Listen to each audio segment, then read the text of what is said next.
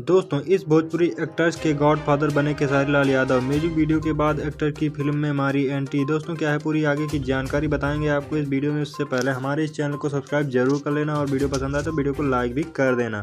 दोस्तों, जैसा कि आप जानते हैं, भोजपुरी एक्टर खेसारी लाल यादव जिस एक्टर्स को भी ब्रेक देते हैं वो हिट हो ही जाती है। ऐसे में अब उनकी फिल्म में एक और एक्टर की एंट्री हो गई है, जो कि उनके साथ कई म्यूजिक वीडियो में इन दिनों धमाल मचा रही है।